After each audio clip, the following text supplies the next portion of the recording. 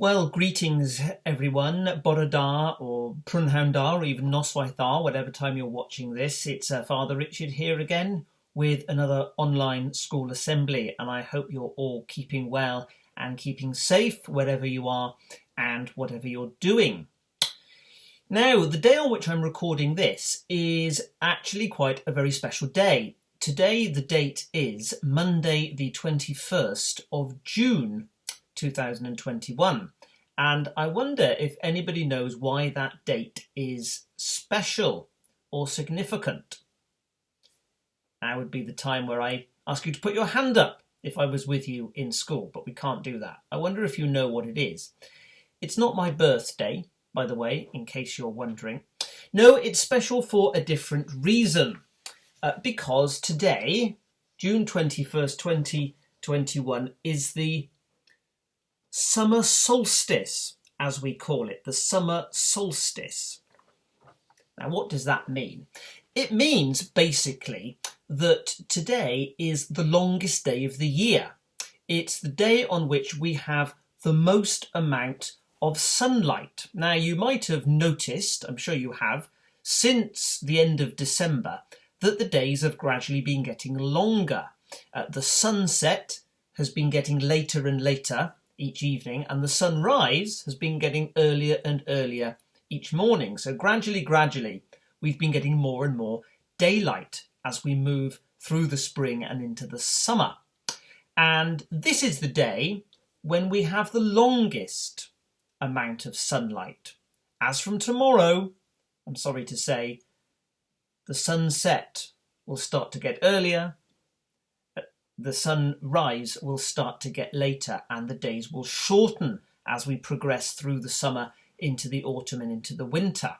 So the summer solstice is an important day, really. It marks this day, the longest day of the year, when we have the most amount of daylight. And the reason why it's called solstice, which is rather a strange word, is it's actually from Latin, which means the day on which the sun stands still. Because in ancient times it seemed like in the early spring and summer, the sun was gradually moving higher and higher into the sky. The solstice seemed to be the day when it stood still, because we have the most amount of sunlight. And then gradually it starts to move in the other direction. So today, the day solstice, the day when the sun stands still. Why does this happen? Well, it's all to do, I'm sure you know all this already, of the fact that the Earth, the planet Earth, is actually tilted on its axis, the axis which goes through the North Pole and the South Pole. It's tilted as it goes around the sun. And at this point in the year, for us in the northern hemisphere, we're up here in the north, this is the point where the Earth is tilted the most towards the sun. So we get the most of the sun's rays. And for our friends and neighbours in the southern hemisphere, down in South America and Australia and so on, today is the middle of their winter.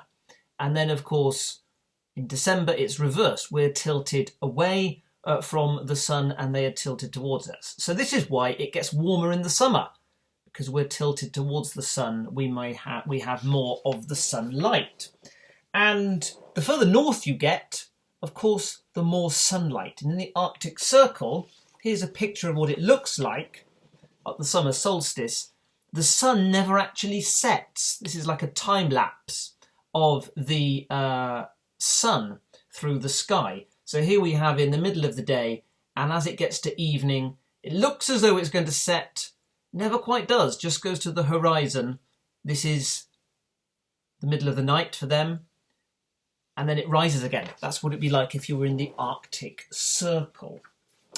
So it's all very interesting, I think. Personally, I love the summer. I love the fact that you have long days, you can sit out in the garden, you can enjoy yourself while it's still light, you can have barbecues, you can go out into the park, you can go for a stroll late into the evening. I love it. And I also love all the sporting events that go on in the summer. At the minute, we've got the football Soon it'll be the Olympics, Wimbledon, all of these things, all of course postponed from last year because of COVID, and hopefully they will all continue to take place this year. And of course all the music festivals as well that we have in the summer. And when it gets to this day, the summer solstice, I always have mixed feelings really, because on the one hand, I really enjoy it. I really enjoy all the sunlight we have late into the evening, but also I'm a little bit sad because I know that from now on, the days will get shorter and the sunset will get earlier, and we're on our way towards autumn and winter. But let's not wish time away too quickly. But all of this, I think, helps us to think about time and how we use time.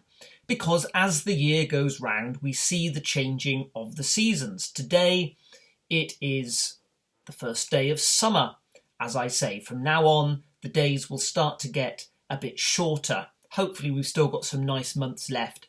Then we'll go into autumn, and of course, the leaves will fall off the trees and it starts to get a bit cooler. And then we go into winter when it's colder still. Perhaps we'll get some snow. It gets dark really early, 4:30, 5 o'clock in the afternoon. And then the cycle begins again and it starts to get lighter. And it helps us today to think about the passage of the seasons. And indeed, it helps us to think about time in general, that we are given time to use wisely.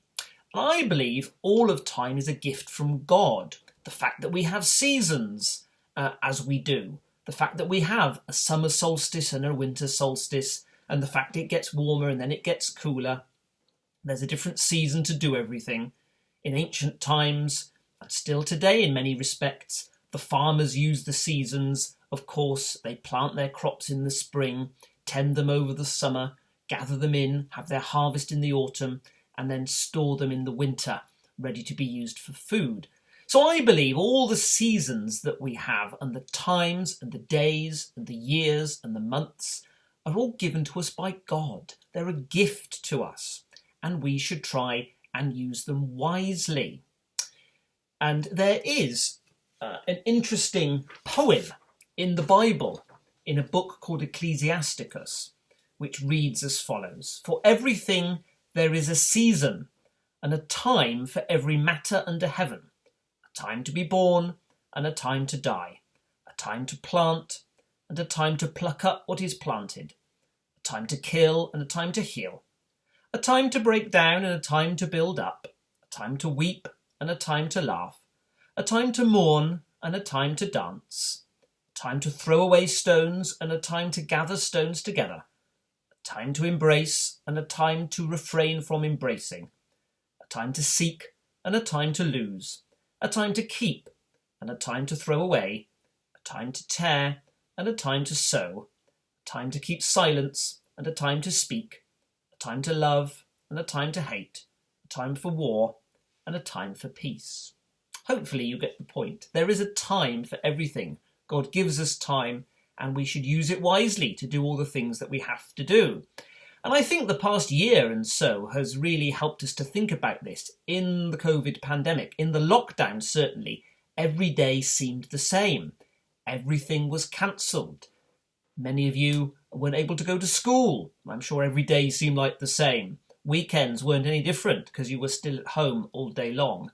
All the events I mentioned, the football tournaments, the Olympics, the festivals were all cancelled. Every day seemed the same. We need different things to break up the time, to mark the time, to make life more interesting. But we also need to think, how do we use that gift of time wisely? Let us not fritter away our time. Let us not waste time.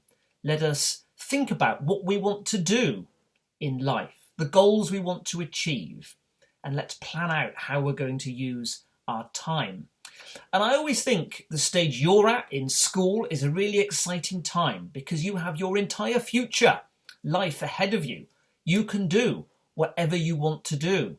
You can go in any direction, take any path. You can go wherever you want to go. For you, it's important. Think about your future carefully. What do you want to do? What do you want to achieve? How are you going to use your time that you're given? How are you going to achieve those goals that you want to achieve. But for all of us, even oldies like me, we still need to think about this and to think, yes, this is a precious gift, time, given to us by God. How are we going to do it? What do we want to do? Yes, we want time of relaxation and pleasure and enjoyment. We also want to use our time, hopefully, to contribute to the good of others, to increase our knowledge, to develop as human beings and to grow. So we all need to think, how do we use our time carefully? Let's give thanks for today, the longest day of the year. Enjoy it. Go out in the sunshine. Get some fresh air. Make the most of it. But also make the most of all the time that God gives you to do the things that you want to do and also to do the things that will help other people. And so now a prayer. Gweddiwn. Dear God, we thank you for our amazing world. Thank you for our lives and the wonderful opportunities that we have today and in the months and years ahead of us. Help us to use our time wisely so that our lives will be full of joy and a blessing to other people. Amen. Well, diolch yn fawr am wrando. Thank you very much indeed for listening. My next assembly, which will be in a fortnight's time, will actually be the last one for this term, because after that it will be the summer holidays. Again, looking ahead to time. And then hopefully, you never know, in September, it might be possible for me actually to come back into school. I certainly hope so, because I've missed seeing you all. It's not quite the same talking into a screen. But anyway, I hope you've enjoyed the assembly today. Keep well, keep safe, and I will see you next time. Bye for now.